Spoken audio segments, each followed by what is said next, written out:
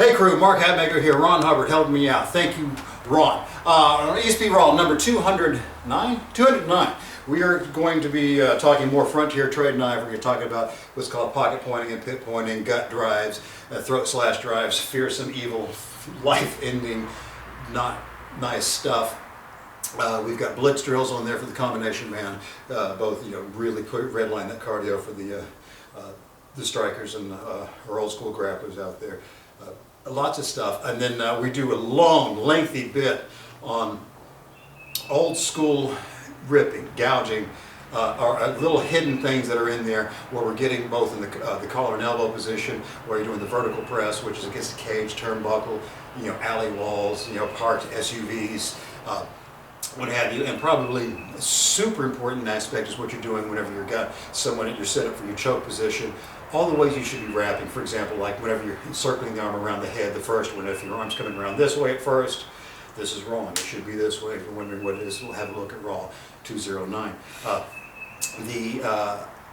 All the things I'm talking about with those little dirty trick tactics, we're talking about that grappling. I'm not going to do a clip about that right now. That's going to be pretty for the Raw crew only, because that's hard-earned information. Let's do something a little more standard. We're going to talk about can opener from inside the guard. There's 2 or 3 ways we can run this. I'm just going to give you one thought to get there, and the reason I'm giving away the can opener thing right here is because I don't think it's super viable, because it violates the plane of glass rule. And if you're going to, what are you talking about? A couple of Raws back we discussed it. But if you find out that you're using it, let's make sure we're using it with old school optimization. Meaning, so if Ron puts me in his bottom scissors, aka guard position, and I, for some reason, find myself in this illustrious position, having both hands around the back of Ron's head. We know the theory of all this is for me to squeeze as hard as possible and do a curl on his chest and keep pulling until his legs open. Okay, well, there's that, but I think he kind of gave that to me. You did, didn't you? All right, here's what's happening. That's okay in theory. And what you can do to correct that, to make it seem a little bit more tight, is the fact that, yes, you are pulling the chin to the chest, yes, you're putting the elbows to the chest, and you're trying to make that crunch happen. Let's look at that again to make this a little more effective. He's hanging on. People will say, well, squeeze your elbows together and pull. There's my split. That's a little closer to honest, but it's still not quite honest, because let's take a look at something here, crew. Watch when I grab my hands together right here and I pull my elbows together. You can get a little closer to you. Pull them together. You see this little oval I've created right here where Ron's head is at that particular time?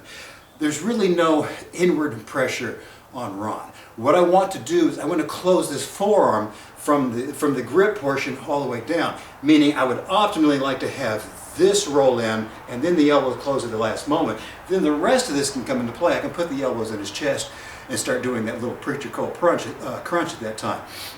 So just doing this, putting the elbows in and pull, well, those forearms are parallel. That's not it. And then if we just here pull your elbows together, that doesn't make you think about this. We're wanting these things to crunch together, right? So let's re-look at this small bit. And this is going to be one of those things subjective. You're going to have to take Ron Hubbard's word for it if what he just felt before is any different is any different this time. But you're going to say, Mark, is there more to it than that? Yes, there is another trick. Well, actually, there's 3 more tricks. I'm going to give you one more. And again, we don't want parallel. We don't want this little open oval position here. We want to bend from the wrist all the way down to the forearms. Got it? That's the way it was done. But sometimes when you're doing this, particularly you get sweaty, or if they've got the shaved head, the hands start splitting. Meaning, if we envision me wrapping this around, meaning my hands start pulling apart, and this little spot here we wanted, all be gone, all right? So when I'm reaching around the back here, take a look at this grip, grabbing a single thumb, okay?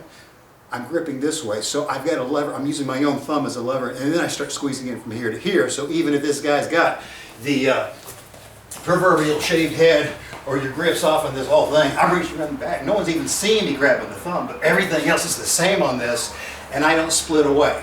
That makes sense? How'd that feel, Ron? Thank you, brother. You can stay right there.